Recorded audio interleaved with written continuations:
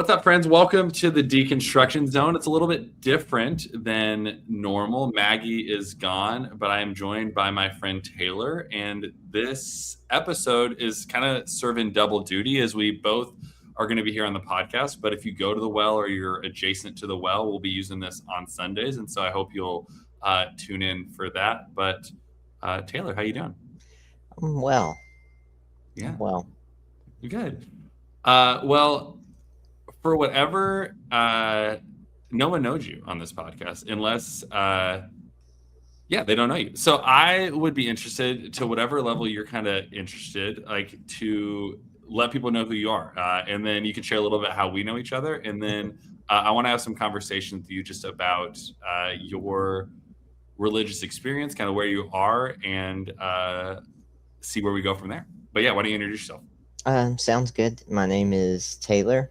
I have a PhD from Boston U. Technically, it's in theology, but I teach philosophy around and about different places. Do research that's kind of at the border of philosophy, theology, and religious studies. I'm kind of a weird person in my CV just looks like someone threw up a bunch, like an undergraduate threw up all their interests onto a vision board. um, but I do some of that. Religiously, I grew up in the South, specifically in rural Appalachia. So I was raised pretty fundamentalist in some respects, Christian, although my grandparents who did most of my raising are pretty like moderate Christians. They're a weird brand of Appalachian Democrat, which is like a very specific thing, like a working class Democrat that is also like fairly traditional in some things, but very progressive in other ways. So grew up in that and kind of wasn't really interested in religion for the longest time because I really had problems with the fundamentalism as a kid. There's really kind of a lot of religious baggage there, I think, as most people who are familiar with what deconstruction is. Anytime you hear someone use the word deconstruction, there's a lot. Like there's a lot behind those eyes as they stare off into the distance. And then in college, I got way more into religion, but into like a kind of monastic form of Christianity. So I would go to Catholic monasteries and stay, and I loved Thomas Merton and read Thomas Merton. And then I went to Paris for a study abroad thing, and there was a terrorist attack, and afterward I kind of had a bit of an existential crisis about religion, and I decided I didn't really believe in God, or at least not the God that I had been taught. It was really hard to reconcile like the kind of violence that can happen with all the benevolence and love and stuff I was taught to think about the God of my youth, but I was still interested in religion, very interested in philosophy, kind of big existential questions. So I started taking philosophy and religion classes, changed my major, ended up doing a whole master's and PhD in theology specifically, even though I'd already kind of abandoned what most people would think of as like a religious belief in the technical sense of what that would be. And yeah, today I go to church sometimes. I'm thinking about like chaplaincy as a pursuit, but I don't really adhere to any particular belief associated with one tradition. Christianity is sort of like a symbolic home for how I make sense of the world, but it's not a set of like firm beliefs in any strict sense. Yeah. Well, cool. I appreciate you sharing that. And I remember the first time we met, you and I are in a fellowship together, which I often like to say, I'm always surprised that I'm in, and I feel like I'm the dumbest person in the room every time I get there, but it is always a fun time. But I remember the first time we met, and you were sitting, I believe, to the right of me, if not one person, I think directly next to me. And we were doing kind of like our introductions. None of us had really met at that point. We were getting to know each other a little bit. And I think it did some introductions over like GroupMe or something like that.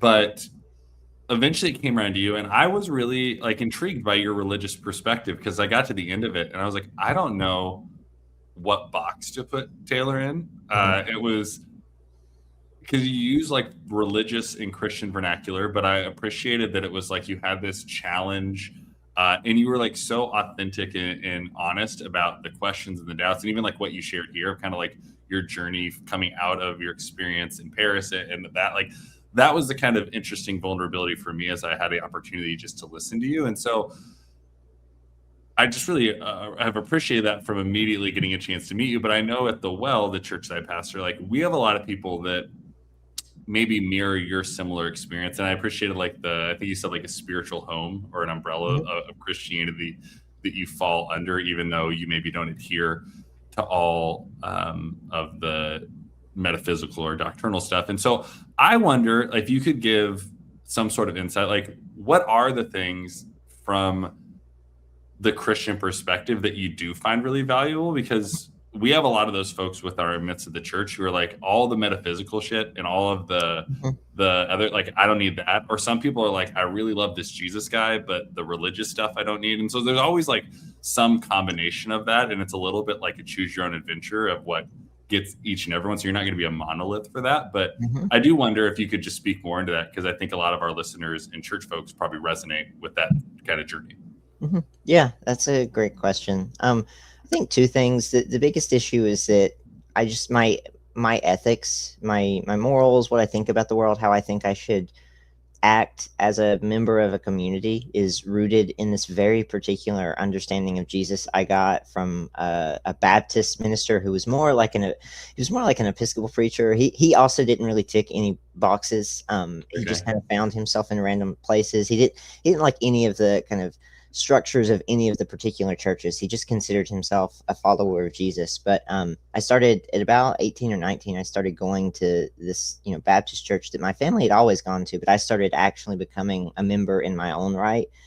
And I did that because there was this preacher, and I'm still very close to him today, but he, as a minister, like he was the first person I'd ever heard really focus on what you were supposed to do as a Christian and not just Mm. what you were supposed to believe. Yeah. And that resonated with me a lot because I was going through a lot of my own personal baggage. I had, a kind of traumatic childhood and a lot of stuff going on with my parents and extended family. And I'm from a pretty harsh part of the world. There's a lot of violence. There's a lot of poverty, just a lot of substance abuse, that kind of thing. So I was going through my own kind of hard time, and I heard this, and I kind of thought, oh, I could actually do something. Like this is a call to be a different kind of person in the world. Hmm. And so like I still maintain that sense of what Christianity is, and that's precisely why I decided to get baptized. I decided to become a member of the church, and I for about 2 years I just threw myself into the church. Because my minister would always tell me, as Jesus says, like you have to lose your life to save it. And I think what he was trying to tell me is like sometimes if you just stop focusing on yourself for 5 minutes and think about other people, that will bring you the kind of richness that you feel like you're missing. Hmm. If you're meaning starved and you're wondering like, what is my purpose? What's my place? Well, maybe your place is like to not focus on yourself and to focus on other people in the community. And it did help me for a time. It oriented me. It gave me kind of a sense of stability when I didn't have any.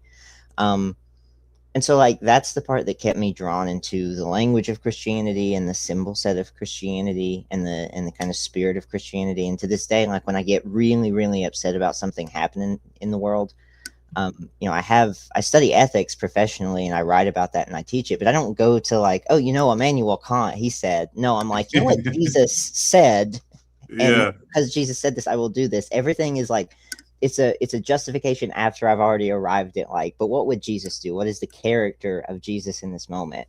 Even if I try Yeah. to intellectualize it, it's rooted in this very human person who felt pain and suffered, but also loved so much that it just tore his heart apart sometimes. As my minister used to say, wow, what a man that would love the world so much that he just let his heart break. Yeah. Um, so that's the first part, and then I think the second part is, I mean, it's also related to the character of Jesus, but just kind of the existential contours of the faith, like what, taken very seriously, the life of Jesus represents about our human struggle. Like the fact that God cries and God has to sometimes leave because he's too overwhelmed with the world. When his friends like let him down, Yeah. when he feels like it's too much, he can't take it, right?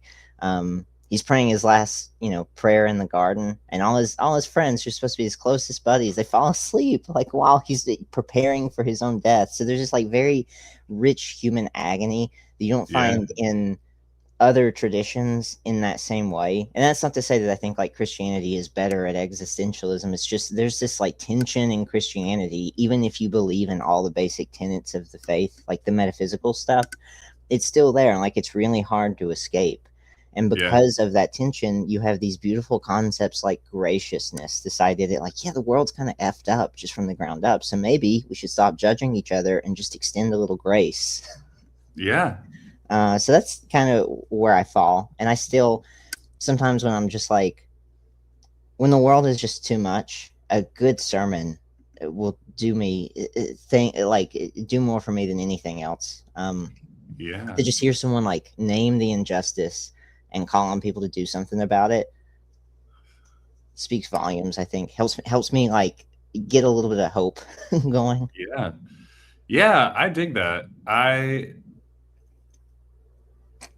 really, we've talked, I know, before, but I don't know that I've ever heard, at least in length, that much about like your childhood experience with your pastor. That's like a really cool experience to say. And at least what I'm pulling out of what you just said is that you had like a generally positive religious experience. It sounds like it wasn't like peppered with like maybe, and certainly feel free to like correct and speak into this, but it doesn't sound like it was filled with the same level of like trauma. Now, certainly I'm sure there's like baggage in it, but it sounds like you had like some good religious like mentors that pointed you in a positive direction. Is that kind of a correct I think assumption it pulling out of was it? I think it was a mixed bag. I mean, my dad he identifies as like non-theistic, agnostic. He's kind of been all over the place since I was a kid.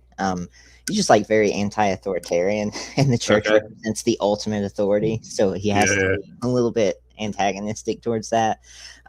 My grandparents are pretty moderate. I mean, they're deeply religious people, but they're more of these like Jesus follower type that Yeah. like they let themselves be led with empathy rather than like what does the scripture say. My Yeah. grandma will be like, no, well, no, this like basic empathy is what we're after. So I don't care if you think the scripture says this. If it, Yeah. invalidates or dehumanizes someone, it's probably not what God would want, right?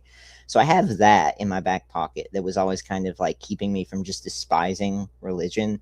But my town is like deeply, deeply conservative, and with that comes a lot of really deep homophobia and transphobia and stuff, as you can imagine. So like when I was growing up with that, there was always this kind of threat of hellfire and this Mhm. generalized like fear mongering, and a kind of generalized prejudice, especially around like LGBTQ issues. I mean, my community has a lot of other problems, especially with racism and xenophobia, but the LGBTQ stuff goes really deep. Like I remember in high school, teachers being very open that like, yeah, if you are gay, you will go to hell. Like Yeah. imagine in a biology class. Yeah. Right? Like I don't think this has anything to do with the lesson. Um, Yeah. or one time we had to write letters to our future children, and I was horrified because someone wrote a letter to their future child and they read it to the class and they said, if you are gay, I think you should kill yourself. Like What? very intense. And That's so like insane. I'm like estranged from some of my family because they're not big on, I'm transgender. So they're not super super hot on all that. Okay. So that part is like still a frustration, but I think, Yeah. as you rightly identified, the reason I have any affinity whatsoever towards Christianity is because of like those experiences later with my minister, that happened at a time when I was like trying to figure out who I was at all, and kind of formulate an identity for myself and a worldview and figure out, what I wanted to do in life. Did I want to go to college? Did I not? Like what was going to happen there? Um, so yeah, like a mixed bag. I think overall positive experience or positive kind of sense of what the faith can be, as evidenced by the fact that I have degrees in theology and I still attend church, Yeah. Yeah. So one thing that I often, and JT, one of our pastors, I think it was actually, you guys have had some like discussions before in other arenas, but I remember, or one of the things, not I remember, one of the things I think about JT is like he just actually finished his doctorate, went to his graduation just the other day, and that was super exciting to celebrate. And he, very similar to you, like very into ethics, very into the morality of things, And he wrote very a into great this. book. Yeah, wrote a great book. He's just got a second book deal, like working on that, so he's cruising through. And I really love the intersection of kind of his faith and moral ethics, and really challenges me in a lot of those ways. And I don't know that I don't always think about those, but sometimes I can, if I was critiquing myself in a negative way, maybe I can over spiritualize it to the self, and then I don't think about the moral ripples of things. I try to, but sometimes I can maybe become too internalized, maybe. Hmm. Uh, But one of the things that him and I have talked about, and I'd be interested to hear your perspective, is like the further you get up into academia, there's like maybe a greater distrust of like religious institutions. And maybe I've shared this with you. My brother is in Mensa. He's like one of the top percent IQs or whatever. And he used to be like, I'm too smart to be Christian. And I was like, that's like a mean thing to say, but it's like, whatever, you're my brother, you can say whatever you want. But sometimes I feel like that, like there's a feeling like an ascent of like knowledge can pull you away from faith, but it seems like those things have grown together for you. And so how have you seen, or maybe positively or negatively, like your pursuit of academics in theology and also engaging with academics, like how is that engaged where you land kind of in a faith lens today? Or yeah, does that make sense? That makes total sense. Yeah. And I mean, it's, people ask me this quite a lot. I remember even as far back in high school, like I was very private about what I did believe. I knew I wasn't a conservative Christian, but I also didn't really feel compelled by like new atheists, right? Now I would kind of sneak Christopher Hitchens into the house like he was porn or something, trying to get a glimpse of what all this was about, because I had like very conservative family who were straight up like, we will burn the books if kind of that lens. But I remember in high school, I was very shy about my religion, and everyone that was very religious kind of thought, oh, we should try to convert Taylor. We got to be the first person to get Taylor to our church. And one day a student just asked me, she was like, are you an atheist? And I said, why are you asking that? And she says, well, because all the smart people are. I was like, it's like, okay, I know you're a Christian, but I don't think you understand what you're implying. Yeah, right. You don't know what you just said. Yeah. But like, I guess, my own experience, because I went from not really caring that much about religion to being very inspired by religion. Like there was a point in my life where I did believe in God very firmly, and I couldn't explain to you why that was. I just felt God. And then there was a moment when I didn't feel God anymore. So it was totally affective, totally emotional. And I tried to figure that out for a while, and it stirred a lot of kind of intellectual interests about why one day a belief seems so tenable and so difficult to give up, and the next day it's like, well, yeah, I don't believe that. Like what good is God in my life, right? And I still, like today, like even if I really wanted to believe in God, and there's a part of me that does, because I think it's a comfort that I'm missing now that I don't really believe in God. Like even if I wanted to, like I just can't make myself, regardless of the argument. So after a lot of thinking, I'm of the opinion that like particular beliefs, especially beliefs about God, are not really based on how smart or dumb or in between you are. Like is there some affective part of you that like holds to that holds to the plausibility of God, that like feels God, that feels some otherworldly kind of spiritual thing going on, something that's self-transcendent? If it's there's every reason in the world to come up with, to logically explain why some kind of God could exist, right? Like it's not just classical theism. There's all varieties of like for lack of a better word, like supernatural beliefs that could be justified. There are physicists who like believe in God who are very smart. Einstein has a kind of conception of a God that it's not what most Christians understand as God, but it's still like some sort of force or divine being at the ground of everything. Spinoza, a famous philosopher, has a God. Like there's all manner of like intellectual arguments for God. There's also really good arguments against all the intellectual arguments for God. So I don't think of it as really like a smart person, dumb person thing. I mean, I've heard like really dumb atheists talk about religion, and I'm like, dude, like all of new atheism. This is why I almost don't want to use the term atheist sometimes, because I'm afraid people will think I like Sam Harris. Or I read Richard Dawkins for fun, or I'm like very, there's this like very online atheist community that's just like, let's own the Christians. And I just think most of those arguments fail to understand what religion is, and the breadth of religion, and the depth of Christianity, and the fact that like basically contemporary Western philosophy comes out of Christian theology. So even all of the atheistic philosophers trying to escape it, in some way they're always responding to like Christianity or a problem posed by Christian metaphysics or something like that. So that was a bit of a ramble, but does that kind of get at what you were asking? Yeah, definitely. I feel in the same way you said, like getting lumped in with like a group of like atheists, like I just don't want to get like lumped in with this group. Hmm. I feel like my biggest struggle of being a pastor is like when I walk into a room, especially in Missouri, Hmm. where we are, it's like a very big Catholic, very big Lutheran, and very big Presbyterian community. And so like I walk into a room and people are like, "Oh, you're a pastor," and they immediately like love me.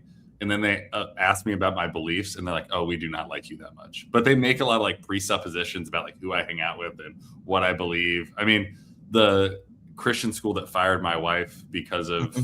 or let my wife go due to my stance on queer theology, Hmm. hired me without any reservations just because I said I was a pastor, and they just assumed I agreed with them. But the second that like my wife like expressed any ideas of anything, they're like, "Well, we got to let this woman go," right? And so it's just it is a weird place of like we're in this place of like we often get like lumped in wholesale with people, and it's interesting. Yeah, our beliefs are just so more nuanced than I think many people kind of allow us to get in. So I did resonate with that part of it. Hmm. Yeah, I mean, the nuance is important. And I mean, as you'll know, I really like a philosopher theologian named Paul Tillich. He's, I write every Valentine's Day, I write a Valentine to him and Elton John, the true loves of my life. But I mean, Paul Tillich too, he lifelong, he associated himself with Christian theology. He said, "I am a Christian." But if you get into the details of his work, some Christians are like, this guy sounds more like an atheist because he says God isn't a person and God can't intervene, but there's something beyond the self. There's some like locus for everything that exists, and it's mysterious and it calls to us. And there's this, you know, depth of mystery that we just feel, and this depth of intensity. And like, whether you want to call that God, or you want to call it Brahman, or you want to say that like there's any number of like religious kind of ways to describe it, it's there and it's a part of the human experience. And like, we should talk about that, right? Like, Yeah, even if our systems that we use to describe it, even if our language is wrong, it is a part of like what it means to be a human, to have this kind of deep existential religious yearning for yeah, a source of our being, and a kind of final place that we're going to rest, and a purpose that exists outside of just what we prefer, right? Something that's objective and deep seated. So all this kind of striving and yearning, and that's part of what it means to be religious for Tillich. Like, what is your life aimed at? What are you going? What is your ultimate yeah, concern? That kind of thing. So I think of it in those terms. I think like a lot of people who identify as an atheist, or with the new atheist movement, sometimes are either speaking from a place of like understandable pain, and just don't have time for kind of the nuances, or just don't understand like the traditions that they speak of. Or like, if you hear, for instance, Sam Harris talk about belief in God or religion, right? When he talks about religion, it's very clear that he means mostly Christianity. Like, he's mostly talking about like Abrahamic faiths. So yeah, that's one God, though, right? That's one understanding of what divine refers to. yeah, There are religions without a God, right? Like, there are religions with multiple gods. There are religions that almost feel like they're philosophies and not religions, and yet you yeah. look under the surface and there's this weird kind of trippy metaphysics that actually it does feel a little bit religious, right? Like, so it's super complicated, but also super interesting, and kind of speaks to the universality of this experience we call religion. Yeah. Yeah, and I appreciate that too, because I think there is a level, especially as we look at this for what we're doing in our church, but through this kind of series on the podcast of like really hoping to like open up people's eyes to religious diversity. And so we're going to have different people with different faith perspectives over the next 6 weeks kind of on. And I do think it's like sometimes we can be pretty reductive to religion and just like shrink it even to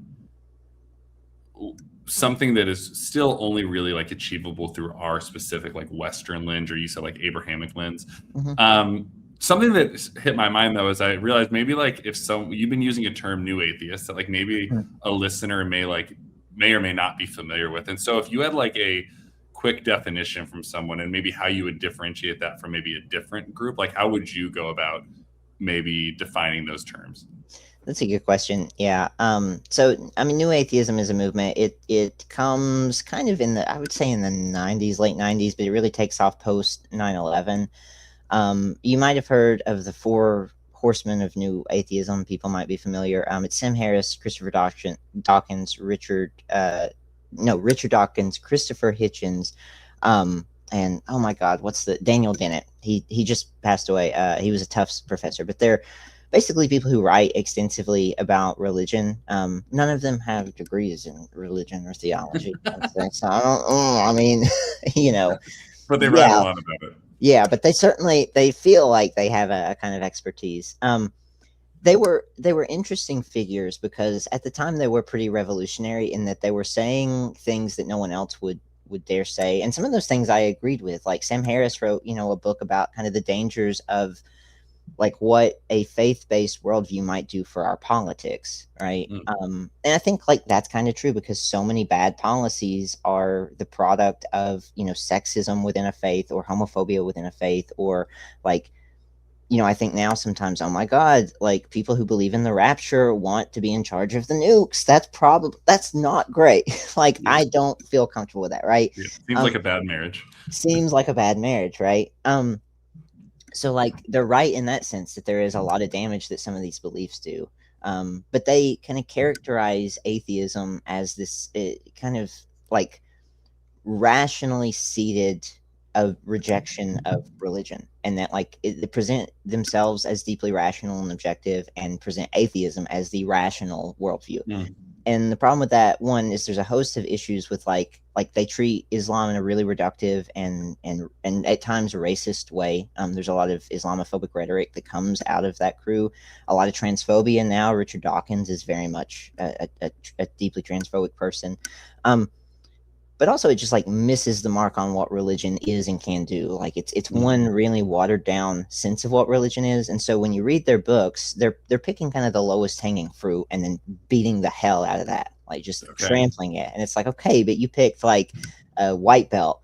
Like, Yeah. why don't you actually go after a black belt who has a more nuanced view of these things, right? And who can Yeah. actually engage. And you don't see them engaging really that many theologians or philosophers. Sam Harris sometimes, but and Sam Harris is probably like one of the more palatable of the new atheists simply because he does appreciate that like there are aspects of the human condition that theology attempts to speak to.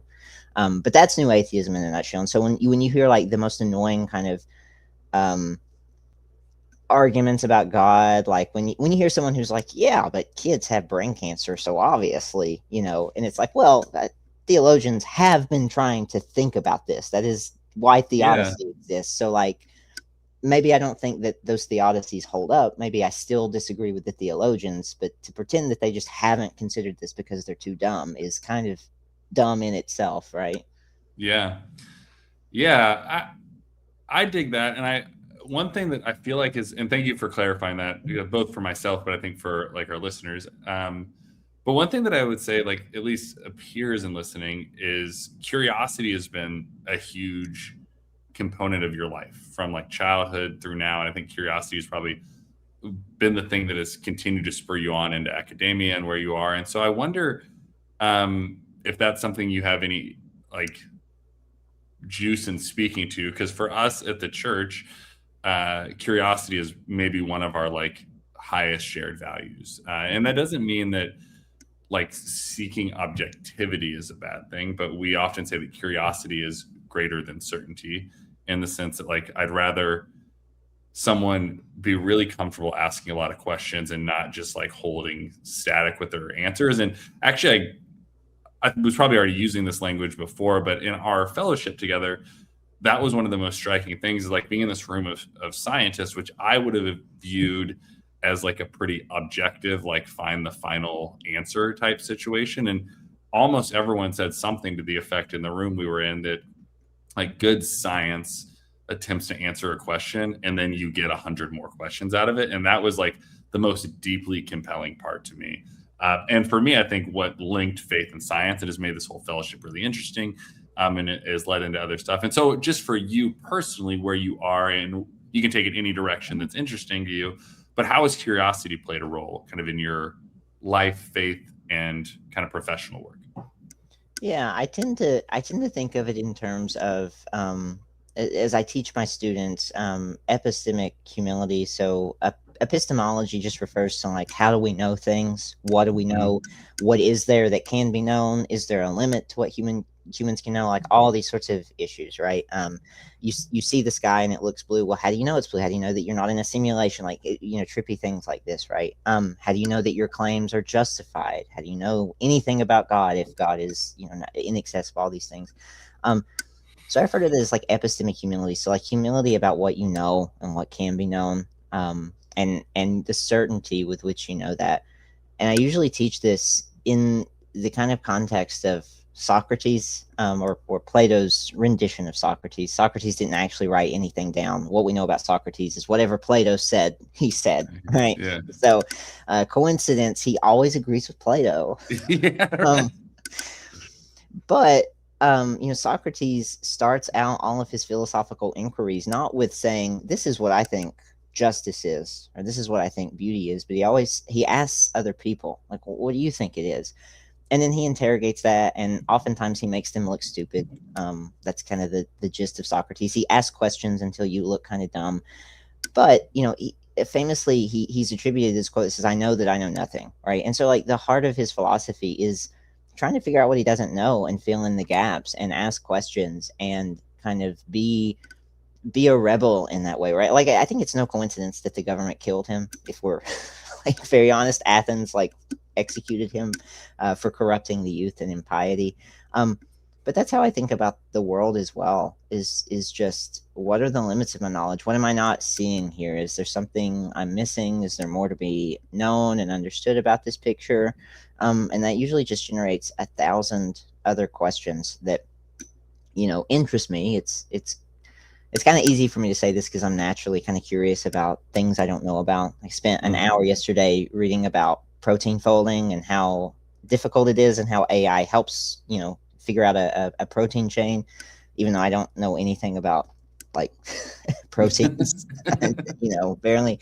But the other part is just like you never know like how your life is going to be enriched by learning something else or learning some other perspectives. And like maybe not always, maybe sometimes you figure something out or you find new information and you're like, I can do without that. I don't need that. I'm not going to integrate that into my life. But sometimes like actually it's pretty transformative in terms of like what you pick up and what kind of new thing you learn about.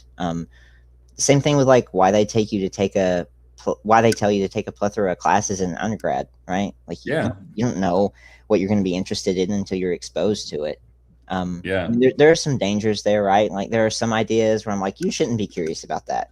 If you see a bunch of dudes in white hoods and there's a fire in the center, you don't be curious. I would kind of go the other way. Right. Like, there are some things that I don't know that that's good to be like deeply invested in, but other things, you should keep an open mind about, or at least like know about that thing so you have an informed opinion about like why you want it or don't want it. Take it or leave it. Yeah. And I think you're right on especially the last example of the folks with the white hood around the fire, right? Like curiosity doesn't necessarily mean that you entertain everything with equal value or you engage in everything. And intellectual curiosity and spiritual curiosity is a super great, I think, gift. But I think it's not a monolith of how we go about engaging with everything we're around. But I think curiosity certainly, as you said, still carries into those, but maybe not a curiosity to be like, hey, I want to throw the hood on myself, right? Or I want to join this club. But curiosity to be like, why are these people here? And how can I like speak positivity to get them out of here? Something like that. Or push back against this thing, right?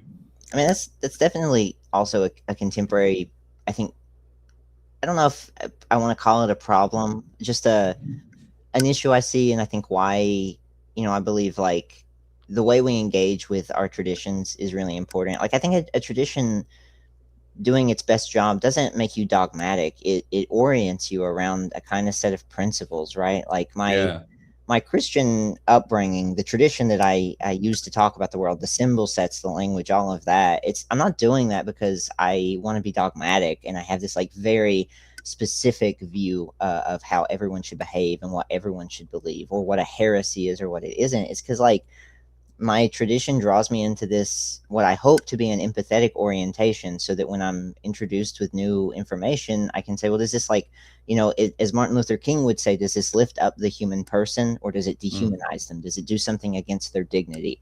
and I can evaluate ideas without having to like abandon these kind of guiding principles that help me know, what I think is good or bad or what I want to engage in. And I think like in some ways in the contemporary culture, we lack that sense because we think of ourselves as operating just in the marketplace of ideas where, like in a kind of capitalistic mindset, oh, well, the best idea, the most popular idea, like you can win it on the debate stage. And it's like, Yeah. I don't think that's true. Like, I think you can make a lot of pretty nasty things sound decent in the right language and if presented in the right way. And I don't think that necessarily makes it true or good or something that like we should entertain. So it's a real struggle. Yeah. As someone that's debated people on YouTube, I would say that's 100% true. I've seen a lot of really bad ideas thrown out with equal value. Yeah. Well, so maybe this will be my last question for you is the series in the church context, at least, like we're framing it like as a bigger table and kind of asking the question like a gospel, what is the gospel according to like this group of people? And so we're going to chat with some of my Muslim friends and a rabbi friend and other folks, an indigenous Christian friend of mine over the course of this. But for you, and we actually just talked about this at the church, talking about like what even is good news. We talked about the etymology of that, and we talked about what Jesus was proclaiming in that. But for Taylor, when you think about the good news, like what is the good news according to you, from your perspective, your religious kind of perspective? I think I'll just repeat something I said at the beginning, which is to save your life, you have to lose it. I think that's in the background of most of the things that I do, or the kind of person that I like to be. Not to say that like everyone has to throw themselves onto the cross, literally.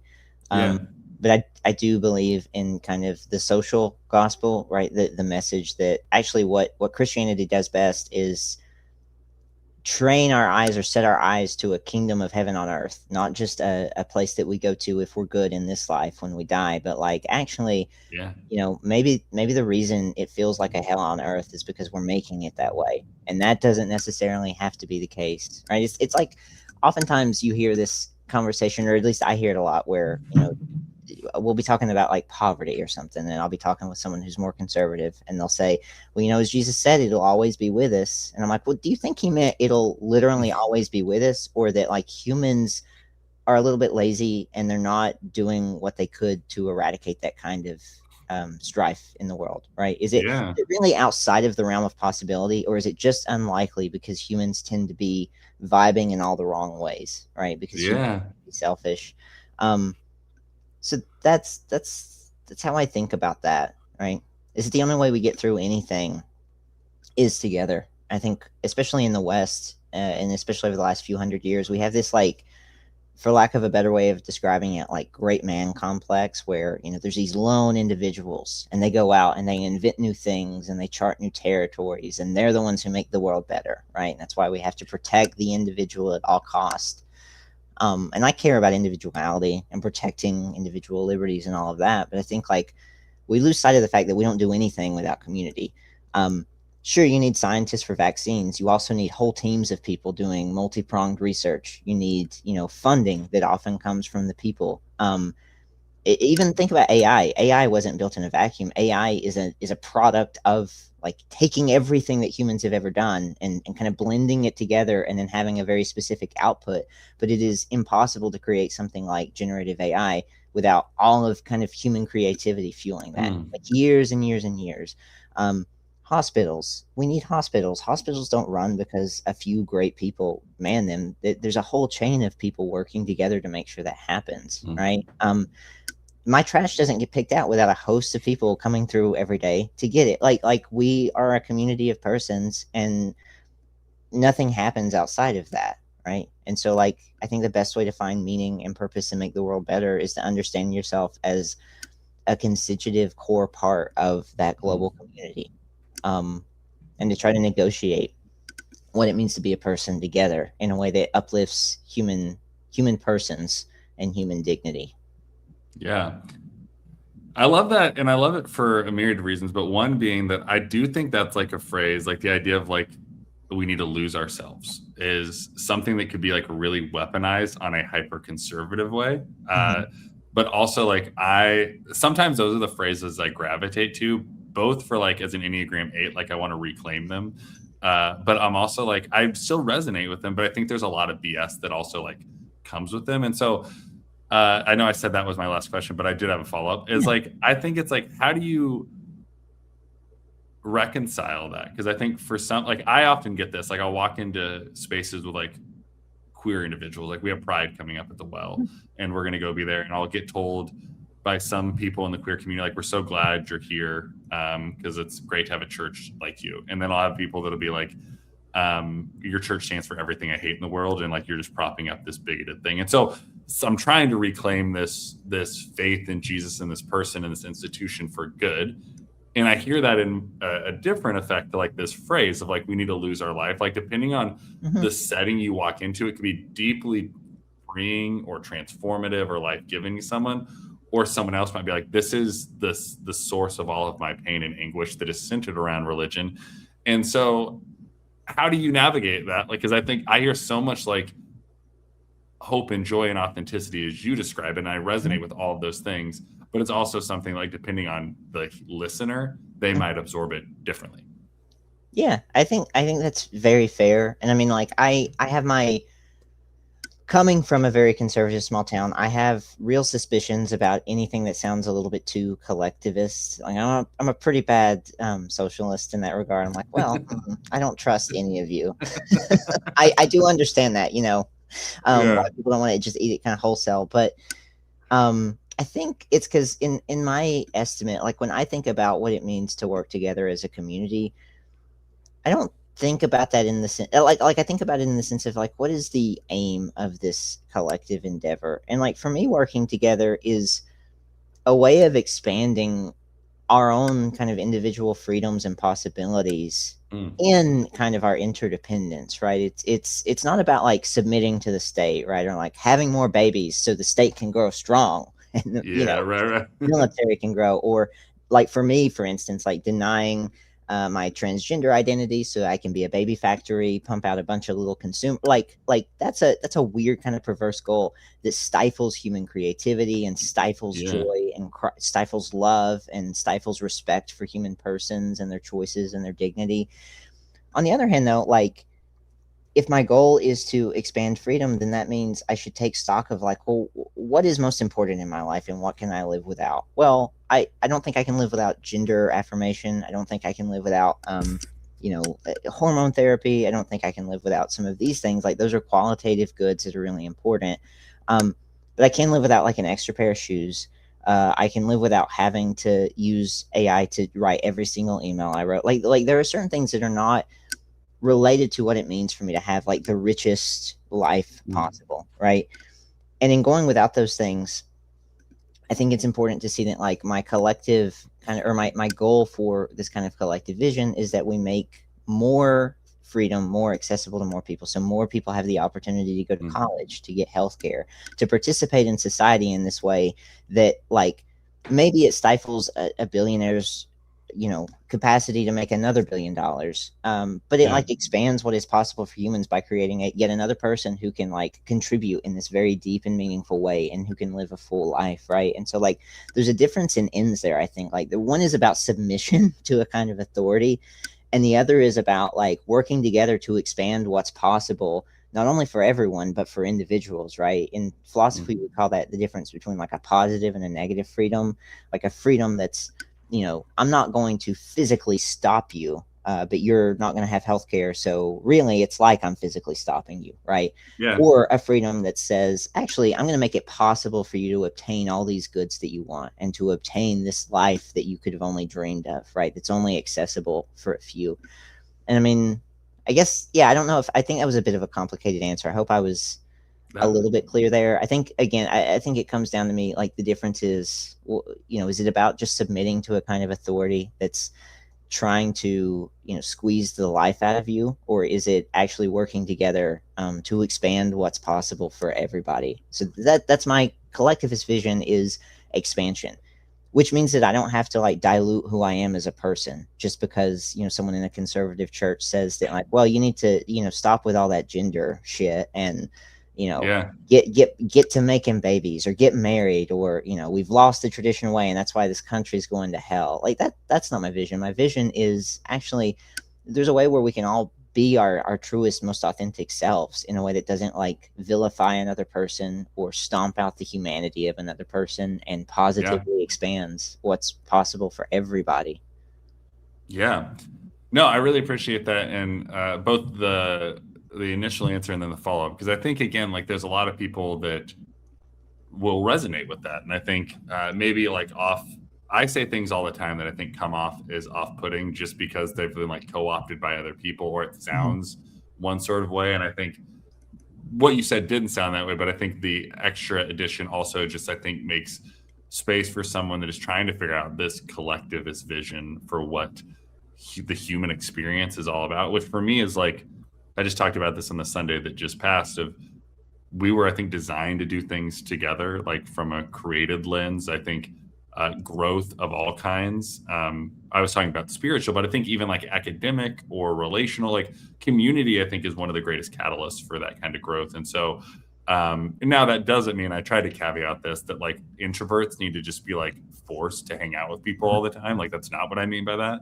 Or that extroverts just get to rule the world. But this idea that life is, to use Jesus' words, like more abundant together, So, yeah, I really appreciate that. And this has been a fun conversation, just a chance to it's always fun to hang out with you. But fun to hear more of this conversation, because I really do just personally appreciate your lens religiously, socially, ethically, academically on the world. And I appreciate you sharing that with our audience. And so I'll end with this and just turn it to you. Like, do you have any, and the answer could be no, I can just end this episode, but do you have any like words of wisdom that you want to leave us with? Any final thing? It could be related to our conversation, or you're like, man, I really wanted to talk about this and it didn't fit in. Like, do you have anything to leave us with? Sometimes the minister at the chapel that I go to, he'll end his sermons by saying, and I'm going to butcher the phrasing, it's something along the lines of, do good when you can, wherever you can, however you can, and that's how I get through the world these days. It's stark out there, there's a lot to despair about, but there's also, I think, when you look at your own community and think more locally instead of thinking about all the big shit that you can't do anything about, right? And you look towards the people that you can help locally, like right around the corner from you. I think that gives me hope that things can, in fact, change. I mean, that's, we look back to like the civil rights movement or any of these abolition, which, obviously JT knows a lot about. Like he wrote, again, a very good book about, what theology did in those movements. But when we look back at that, we see these like grand movements that, are organized in these really powerful ways. But if you like look closer, you see that a lot of that was, individuals without a lot of power helping their neighbor, and again, doing the good that they can, when they can, where they can. And that led to really large scale developments that did expand what was possible for people, and did expand opportunity and happiness and joy and hope and love, all these things. Yeah. Well, I think that's a great place to land this plane. And so, Taylor, I appreciate you joining us. Folks that are listening, keep joining us for the next 6 weeks. We'll have a different voice in. Maggie should be back next week, and we'll continue the conversation. But Taylor, this was fun, and I hope to do it again sometime. Yeah, thank you, Danny.